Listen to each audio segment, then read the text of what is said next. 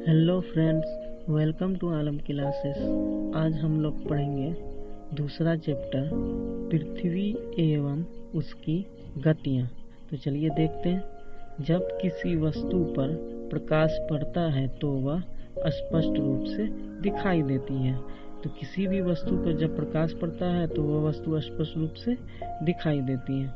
जिस हिस्से पर सूर्य का प्रकाश पड़ता है वह हिस्सा हमें दिखाई पड़ता है, वहाँ दिन होता है। तो जिस हिस्से पर सूर्य का प्रकाश पड़ता है वह हिस्सा हमें दिखाई पड़ता है, वहाँ दिन होता है।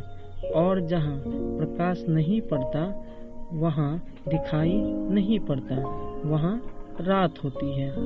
पृथ्वी को इस तरह का एक चक्कर पूरी करने में 24 घंटे का समय लगता है। पृथ्वी की इस गति को घूर्णन गति या दैनिक गति कहते हैं। इसी गति के कारण दिन और रात होते हैं। तो घूर्णन गति या दैनिक गति किसे कहते हैं? तो जिस हिस्से पर सूर्य का प्रकाश पड़ता है वह हिस्सा हमें दिखाई पड़ता है, वहाँ दिन होता है।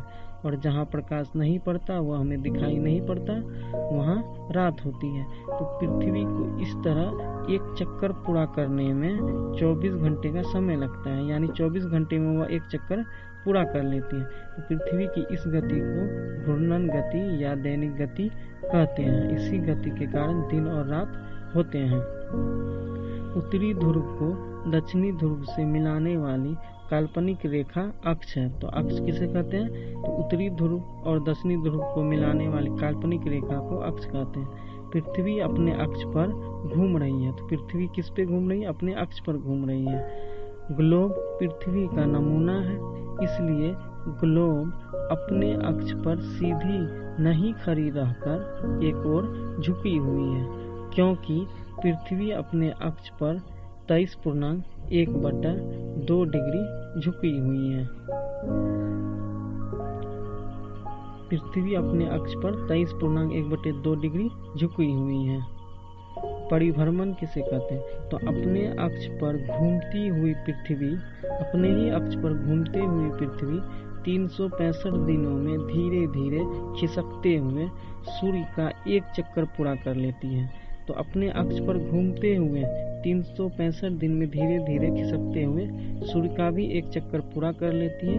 पृथ्वी की इस वार्षिक गति को ही परिभ्रमण गति कहा जाता है। तो परिभ्रमण गति किसे कहते हैं? तो अपने अक्ष पर घूमती हुई पृथ्वी 365 दिनों में धीरे धीरे खिसकते हुए सूर्य का एक चक्कर पूरा कर लेती है। पृथ्वी की इस वार्षिक गति को ही परिभ्रमण गति कहा जाता है। पृथ्वी की घूर्णन की दिशा समझते हैं।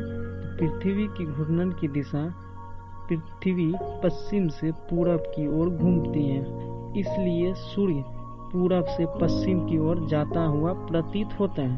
तो पृथ्वी पश्चिम से पूरब की ओर घूमती है, इसलिए सूर्य जो है हमें पूरब से पश्चिम की ओर जाता हुआ प्रतीत होता है। तो सूर्य की इस गति को आभासी गति कहा जाता है। तो सूर्य की इस गति को क्या कहेंगे? आभासी गति कहेंगे।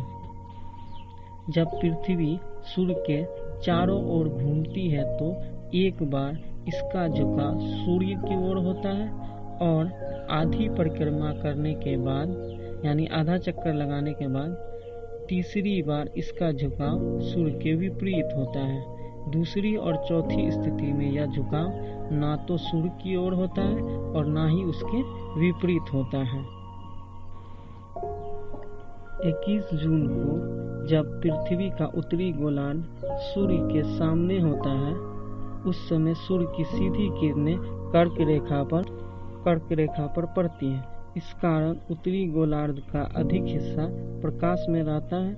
यही कारण है कि उत्तरी गोलार्ध में दिन लंबे एवं रातें छोटी होती हैं। पृथ्वी के घूर्णन के कारण ही दिन रात होते हैं।